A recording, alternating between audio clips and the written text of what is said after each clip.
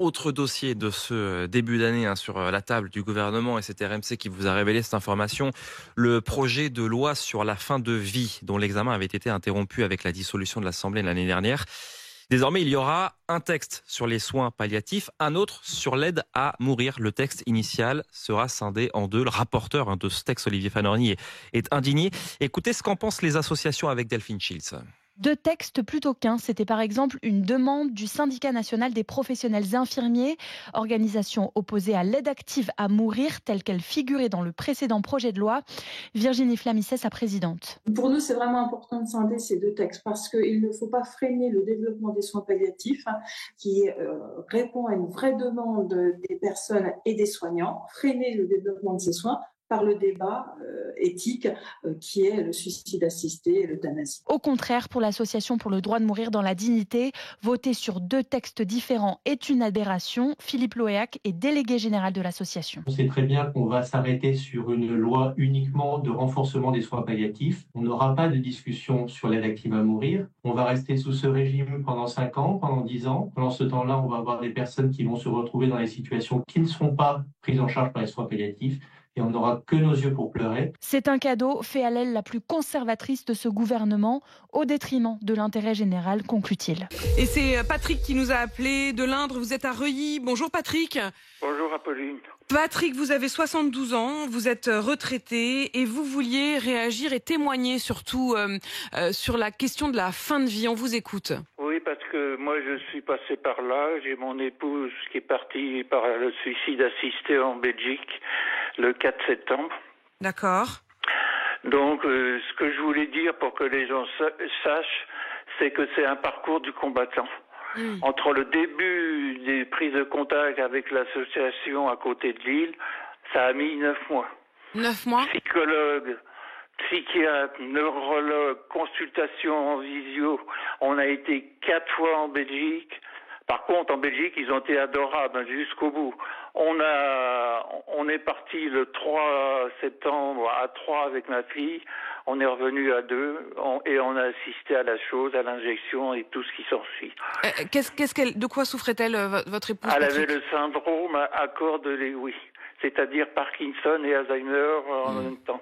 Quand vous avez un neurologue lors de la dernière consultation qui lui a dit « Bonjour madame, pourquoi vous venez voir, j'ai pas de traitement, j'ai pas de remède, rendez-vous dans 6 mois si tout va bien », très psychologue le psychiatre. Voilà, non, et puis ça a un certain coût, je peux vous dire pour... Ça vous a coûté combien, Patrick? Entre 15 000 et 20 000. Entre 15 000 et 20 000. Vous n'avez jamais regretté? Vous l'avez accompagné jusqu'au bout? C'est surtout que moi j'étais pas d'accord, j'étais prêt à l'aider, la laver, la torcher, excusez-moi l'expression, mais elle voulait pas m'imposer ça. Et je peux vous dire que le jour de l'injection, elle a plaisanté avec le médecin qui lui a fait. Elle voulait partir, c'était son choix. Elle était soulagée, elle était sereine. Patrick, quand je vous entends, vous faites partie donc de ceux qui disent il faut cette loi en France. Je vais vous dire, ils n'ont pas les couilles de ça, que ce soit la droite, les partis, l'église, ils vont mettre des bâtons dans les roues. Chacun a le droit de terminer sa vie comme il l'entend. Quand il n'y a plus d'espoir, il faut laisser faire. J'entends votre témoignage, Patrick, et il est très fort ce matin. C'est très fort de vous entendre. Merci d'avoir appelé le standard d'RMC. Patrick, merci d'avoir réagi, d'avoir raconté votre histoire et d'avoir parlé de votre épouse ainsi. Bonjour, docteur Alexis Burneau. Bonjour. Merci d'être dans ce studio. Vous êtes médecin urgentiste et en soins palliatifs à l'Institut Curie à Paris. Vous avez d'ailleurs publié un livre, Fin de vie, le cas de conscience. Et c'est aussi là-dessus que je voudrais vous interroger ce matin. L'idée d'avoir une loi sur les soins palliatifs et une loi sur la fin de vie à proprement parler, est-ce que ça vous apparaît à vous comme une bonne nouvelle? Ça m'apparaît à moi comme une bonne nouvelle de séparer les deux volets que constituait ce projet de loi. Le premier volet, c'était le développement des soins palliatifs et c'est urgent. Ça fait 25 ans qu'il y a une loi qui permet l'accès à tous aux soins palliatifs et il y a une grande hétérogénéité de cette offre. En fait, officiellement, l'accès aux soins palliatifs pour tous, mais dans les faits, ça n'est toujours pas le cas en fonction de l'endroit où vous habitez. Exactement. Et d'ailleurs, il n'y a pas vraiment besoin de loi supplémentaire. Il faut appliquer en ouvrant l'accès aux soins. Et la deuxième partie de cette loi, qui, à mes yeux, n'a pas de rapport avec la première partie, c'était la possibilité, dans certaines situations, d'ouvrir la possibilité d'aide à faire mourir des gens par une aide au suicide ou par une euthanasie. Il n'y a pas de continuum entre les deux, c'est deux choses très différentes. Et donc ça paraît normal de les séparer, d'abord parce que le premier fait consensus, et le deuxième fait bien plus débat, bien plus discussion, et qu'il ne faut pas retarder l'offre de soins, en particulier pour ceux qui ne l'ont pas. Alors les associations favorables à l'aide, le droit à mourir, alors notamment l'association très en pointe sur ces questions-là, qui s'appelle l'Association pour le droit à mourir dans la dignité, sont très en colère. Eux, ils estiment à l'inverse de vous qu'il faudrait absolument que les deux soient liés. Écoutez Philippe Loella, qui est le délégué général de l'association. On sait très bien qu'on va s'arrêter sur une loi uniquement de renforcement des soins palliatifs. On va rester sous ce régime pendant 5 ans, pendant 10 ans. Pendant ce temps-là, on va avoir des personnes qui vont se retrouver dans des situations qui ne seront pas prises en charge par les soins palliatifs et on n'aura que nos yeux pour pleurer. Alors, eux estiment qu'en fait, c'est une manière d'enterrer la loi sur la fin de vie. En fait, moi je crois que c'était plutôt une manière de faire passer l'euthanasie en l'enrobant d'un projet palliatif. L'euthanasie, qui est le deuxième volet, dans la lecture du texte, il n'y a jamais le mot euthanasie ni suicide assisté. En revanche, il y a l'enrobage du premier volet de soins palliatifs. En fait, qu'est-ce que ça veut dire ? Pour plaire, vous voulez dire à ceux qui sont les plus réticents, on sait que la loi sur la fin de vie est très clivante. Oui. Vous estimez qu'au contraire, l'avoir lié à la question du soutien pour soutenir et soulager la douleur des patients, c'était une manière, au fond, de mieux le glisser. Mais bien sûr, c'est exprès, c'est une méthode qui a déjà été faite au Canada. C'est-à-dire qu'on ne nomme pas les choses et on l'enrobe avec une aide à mourir, une fraternité, un droit, une liberté, et on nomme aide à mourir sans dire ce que ça veut dire. Quand on travaille en soins palliatifs, on aide les gens à vivre le mieux possible le temps qu'il leur reste et on les aide à mourir sans faire mourir. Vous voyez, c'est tellement important, on parle de vie et de mort, il faut nommer les choses et ce deuxième volet, les choses ne sont pas nommées, mais enrobées dans du soin palliatif pour que le législateur vote pour les soins palliatifs et en même temps qu'il y ait cette aide à mourir dont je permets de préciser que par rapport au premier projet de loi avant discussion, il a été complètement transformé avec une pression politique de militants qui veulent non pas permettre l'exception d'euthanasie comme on pourrait imaginer, voilà, si je me trouvais dans une situation épouvantable, j'aimerais que ce soit possible, cet échappatoire, c'est l'ultime recours.